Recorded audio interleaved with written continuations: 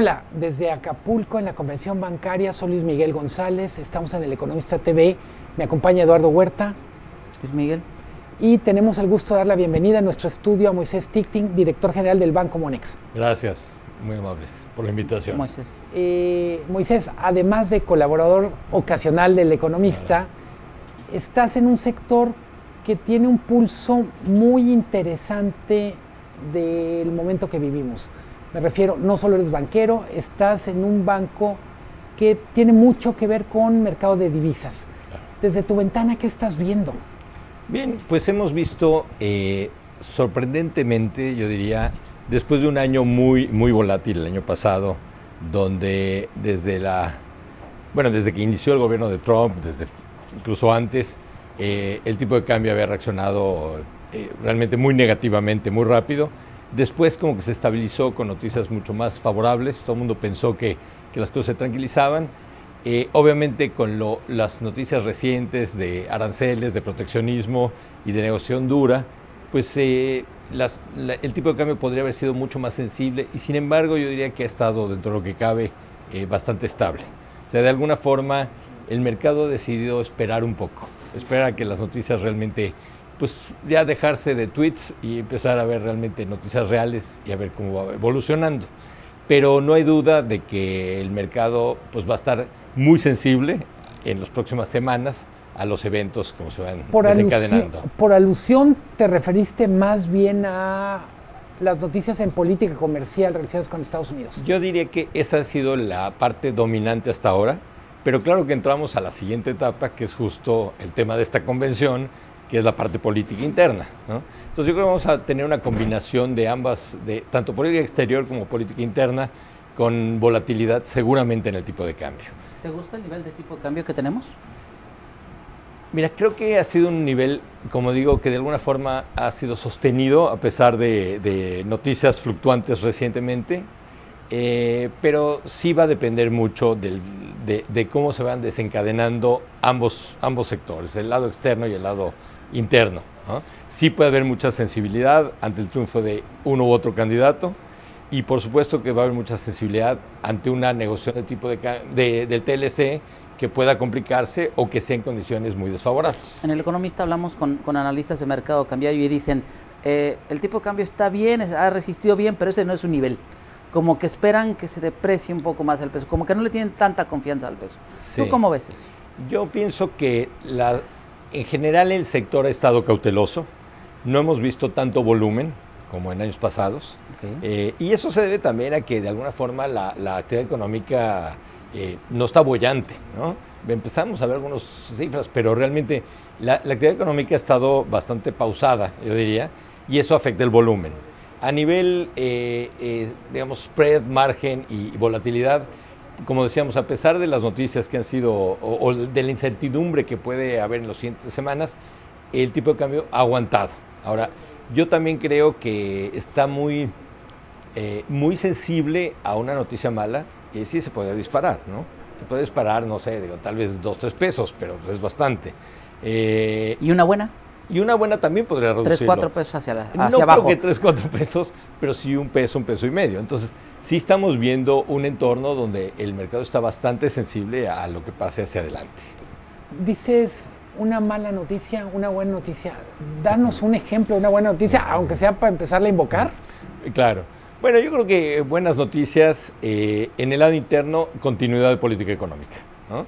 Eso sería la primera buena noticia, donde aseguramos que el candidato que gane, pues realmente mantenga la parte de reformas estructurales y que realmente mantenga temas que se han logrado en los últimos años. Nos quejamos todos de muchas cosas, pero hay una parte institucional bien importante en México, desde la autonomía del Banco de México, temas generales, el propio Tratado de Libre Comercio, por supuesto, que pues si la postura es realmente de mantenerlo y de seguir con un tema institucional, pues es una muy buena noticia.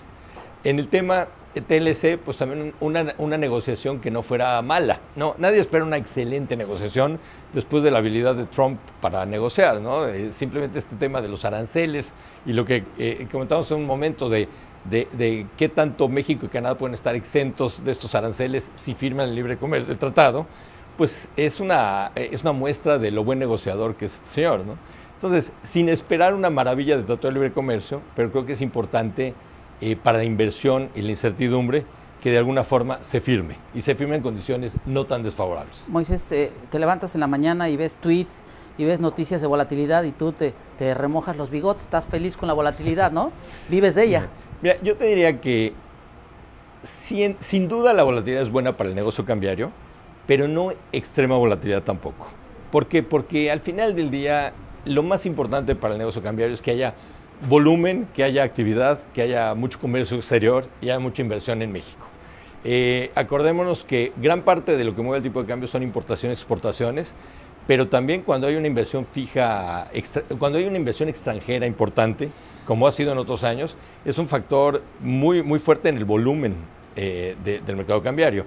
Y al final, pues sí, nos gusta el precio muy volátil, por supuesto, pero al final del día queremos volumen. Y ese se da en una situación de cierta certidumbre al final del día. ¿Esta volatilidad ha significado que te compren más coberturas? ¿Ha crecido el negocio de coberturas?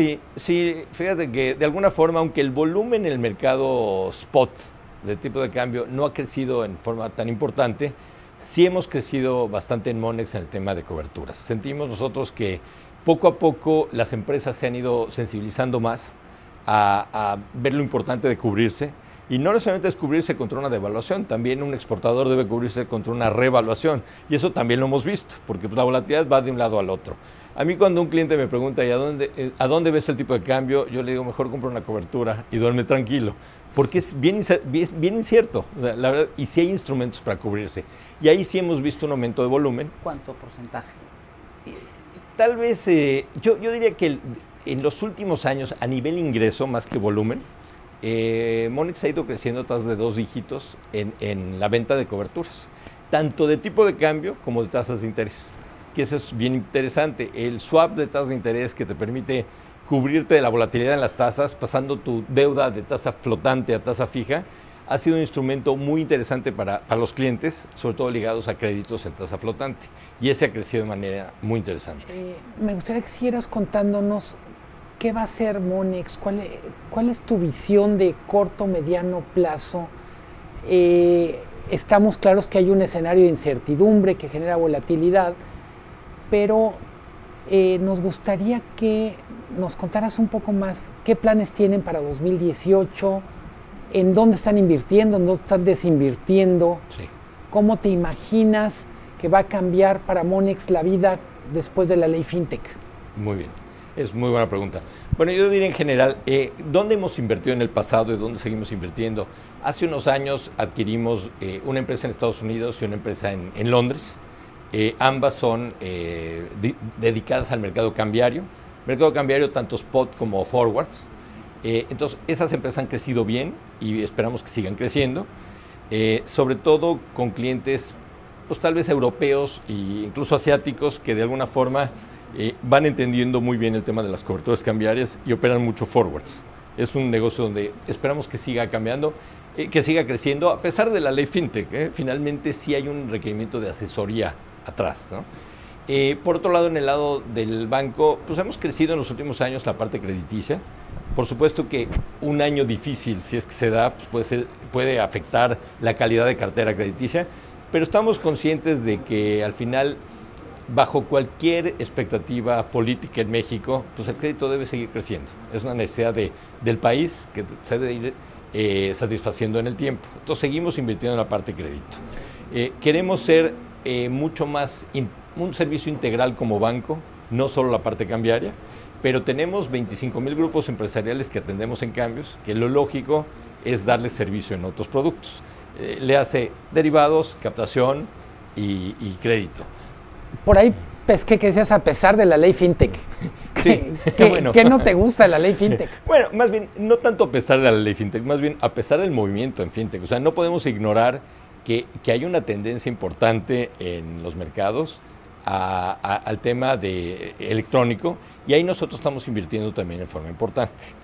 Para nosotros, por ejemplo, en la empresa en Inglaterra, el 95% de las empresas pagan por vía electrónica.